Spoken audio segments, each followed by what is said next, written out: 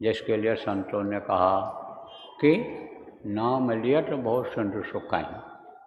भवसागर सूख जाता है। भवसागर किसको कहते हैं? जहाँ पर आप रहते हो, जहाँ पर रोते हो, हंसते हो, जहाँ पर खाते हो, संडास रोज़ करते हो, रोज़ खाते हो, रोज़ कमाते हो, जहाँ पर पैदा होते हो, मर जाते हो, यही है भवसागर। इसी में डूब उतरा रहे। डूबना उतराना किसको कहते हैं? ऐसे हंस रहे हैं, हंसी खुशी जा रहे हैं, तब तक कोई गलत खबर आ गई कि ये मर गए, मामा जी चले गए, फूफा जी चले गए, गाड़ी लड़ गई, चोरी हो गई दुकान में। बस उदास हो गए, रोने लग गए। आप समझो कि रो रहे हैं और तब तक कोई हंसाने वाला आ गया और हंसी वाली बात बोल दिया। भर रोना भूल जाता है, बस हंसने लग जाते हैं, उनके साथ मुस्कराने लग जाते हैं। वो दुख दूर हो जाता है, खुशी आ जाती है। तो यही है डूबना और उतराना, यही है जन्मना और मरना, ये डूबना और उतराना है। इसी में डूब रहे, इसी में उतरा रहे, तो ये बहुत सागर है। देखो, घर में रहते हो, लेकिन कोई कोई घर बहुत अच्छा है, जहाँ पूरा परिवार नामदानी है, जहाँ रोज़ सुमिरन ध्यान भजन होता है, जहाँ पर नाम धुनी बच्चों को बुलवाई जाती है, जहाँ पर कोई आ जाए, अतिथि आ जाए तो उसका स्वागत सत्कार होता है, जहाँ कोई भूखा आ जाए रोटी पानी दे दिया जाए, उसको प्यासे को पानी पिला दिया जाए, भूखे को रोटी खिला दिया जाए, वो घर आप ये समझो कि बहुत अच्छा है, स्वर्ग जैसा है। लेकिन जिस घर में कोई भजन करने वाला नहीं रहता है, जिस घर के दरवाजे पर कोई आ जाए, भूखा हूँ एक रोटी दे दो, खिला दो, उसको गाली देकर भगाया जाता है, डांट फटकार कर भगाया जाता है, तो उसके लिए क्या कहा गया है? साधु सेव जागर नहीं और सदगुरु पूजा नाई, सो घर मरघट सारी खा और भूत बसे तो हम माए। अब आपको समझा दें कि जहाँ पर सेवा भाव नहीं है जिस घर में, और सदगुरु की पूजा नहीं होती। सदगुरु की पूजा का मतलब समझते हो? जिनको गुरु बनाया, जिनको सदगुरु जो हैं, जिनको यानी हमने गुरु माना है, उनकी जो दीक्षा है, आप जिनसे दीक्षा लिया है, मंत्र नाम दान लिया है, उनके लिए कुछ नहीं कर रहे।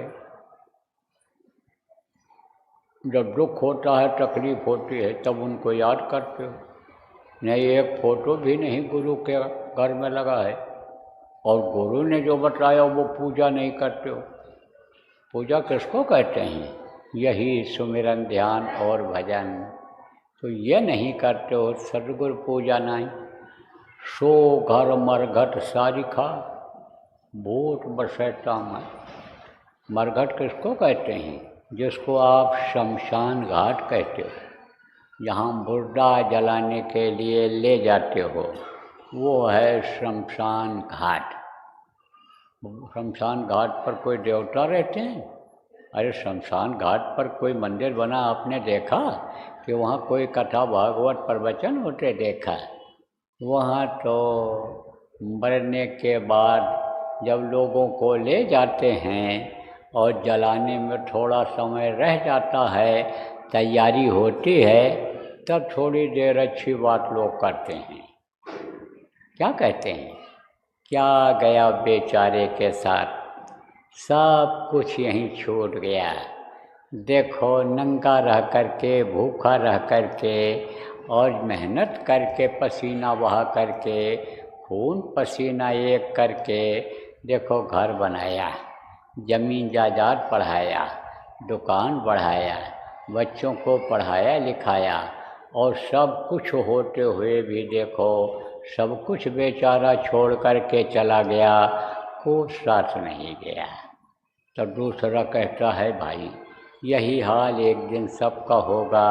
तीसरा कहता है भाई इसीलिए तो कहते हैं कि इससे मोह न करो, उतना ही मोह करो कि जितना कमा करके खा सको। कमाई से उतना ही मोह करो, कपड़े से मकान से उतना ही मोह करो कि जिससे तकलीफ़ न हो, गर्मी ठंडी से बच जाओ। बच्चों से ही, परिवार से उतना मोह करो कि एक दूसरे का कर्जा अदा हो जाए। इसीलिए तो कहते हैं बाकी भजन करो मगन रहो मन में। ये सब चर्चा तो होती है और सत्संगी जाते हैं तो ये सुनाते हैं कि जैसे नए लोग आए हैं वो भी सुने और समझें और प्रभावित हो जाए। मैं अपना अनुभव बता रहा हूँ। ऐसे ही कार्यक्रम में गया हुआ था। यही यानी समझो कि बच्चों वाला ये सब कार्यक्रम होता था हमारे यहाँ, होता है उधर, बहुत से होते हैं, जैसे सिर मुड़वाते हैं ये, और आपका तरह तरह के होते हैं। तो वहाँ पर लोग इकट्ठा थे। अब वहाँ पर सुनाया हमने। क्यों?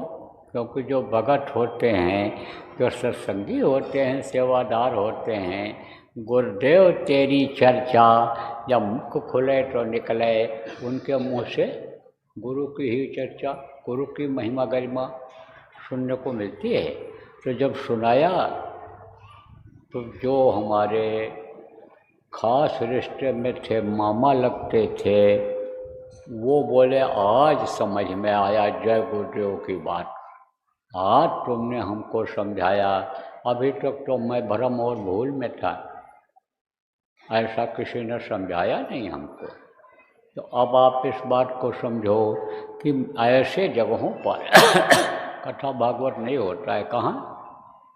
जहाँ मुद्रा जलाया जाता है वहाँ पर कोई अनुष्ठान नहीं होता। तो वहाँ कौन रहता है? वहाँ भूत रहते हैं। मान लो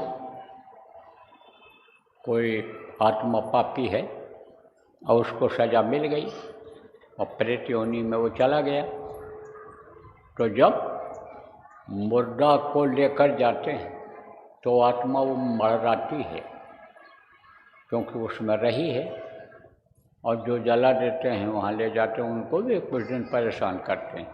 इसीलिए वो उनके शांति का उपाय भी करते हैं। तो वो वहीं रुक जाते हैं। वहीं कहाँ? जहाँ शमशान घाट होता है कि इसमें कब जान आ जाए, उम्मीद में बैठ जाते हैं। तो वहाँ भूत बसेता मान, वहाँ भूत रहते हैं।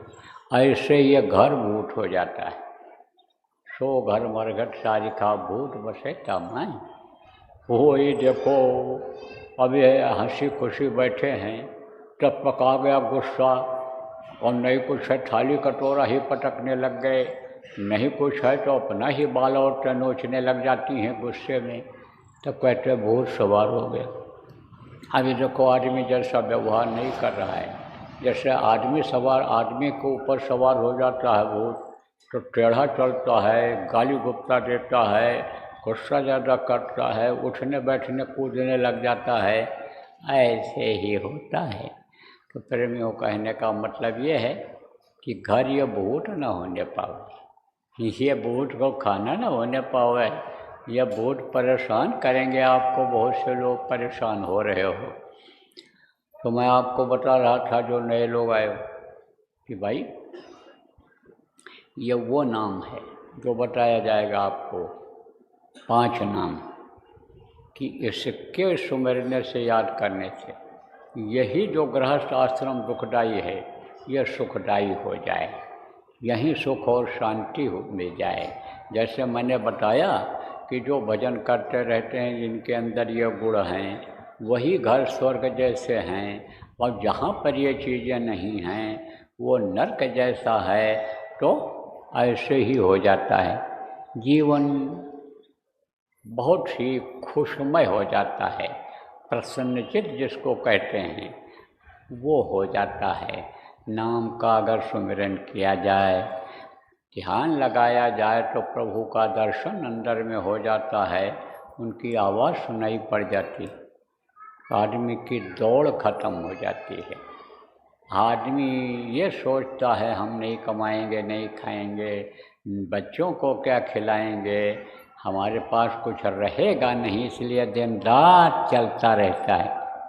वो प्रारब्ध को भूल गया, उस प्रभु को भूल गया जो सबका दाता है, सबको देता है। अजगर करे न चाकरी, पंछी करे न काम, दास मलुका कह गए सबके दाता राम, वो देता है। जो पैदा होने के पहले माँ के स्तन में दूध भर देता है, वो देता है। उस पर विश्वास नहीं हो रहा है, उस पर अगर विश्वास कर लिया जाए तो यही जीवन अभी खुशहाल हो जाएगा। खुशहाली आती है जब उधर से मन हटता है। कब हटेगा? कि जब ध्यान लगाएंगे, जब भजन करेंगे, सुमिरन करेंगे। अब आप जो नए लोग आए हो, कहोगे भाई भजन सुमिरन ध्यान की बात बार बार बाबा कह रहे हैं, तो भजन सुमिरन ध्यान है क्या? अब आपको बताता हूँ। माला जपने का नाम है सुमिरन, आँख से देखने का नाम है ध्यान, और कान से सुनने का नाम है भजन, जो मैं अभी आपको बताऊंगा। लेकिन उसके पहले आपको थोड़ा सा समझा देता हूँ। देखो प्रेम, यह मनुष्य शरीर ये किराए के मकान की तरह से है। जैसे किराए के मकान में रहते हो और एक न एक दिन उसको खाली करके जाना पड़ता है। शहर में आप आए हो, जगह जगह के लोग हो, नौकरी करने के लिए, रोजगार करने के लिए, और किराए पर घर ले कर के रहते हो। लेकिन एक दिन उसको खाली करना पड़ेगा। क्यों? क्योंकि आप उसका मालिक हो नहीं। मकान मालिक जब चाहेगा खाली कराएगा। कैसे भी खाली कराएगा। सीधे सीधे कहेगा खाली करोगे तो खाली करना पड़ेगा, करोगे। नहीं करोगे तो टेढ़ा होकर खाली कराएगा। बहुत उपाय रहता है उसके पास, तो खाली तो करना ही पड़ेगा, है ना। काया कुटी खाली करना पड़ेगा, रे मन मुसाफिर निकलना पड़ेगा। ये मन जो है, यानी ये जो आत्मा है, ये मुसाफिर की तरह से है। मुसाफिर किसको कहते हैं? जैसे रेल में आपको यात्रा करनी है और रेलवे स्टेशन पर जाते हो, तो वहाँ पर मुसाफिर खाना रहता है, तो वहाँ बैठकर इंतज़ार करते हो, और जब रेलगाड़ी आ जाती है तो बैठ कर के चले जाते हो। ऐसे ही ये मुसाफिर खाने की तरह से है। इस काया को कुटी बताया है महात्माओं ने।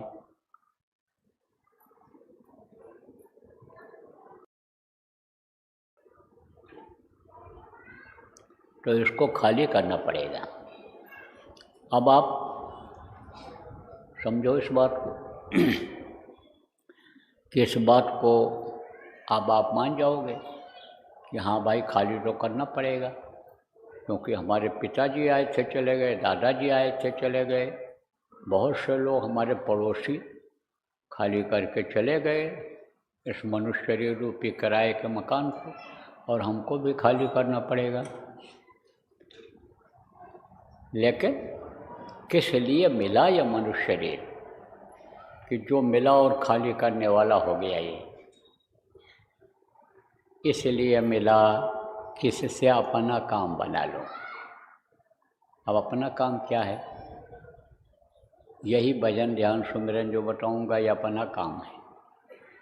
और ये जो दुनिया का काम कर रहे हो, जिसको अपना मान रहे हो, ये कुछ समय के लिए है।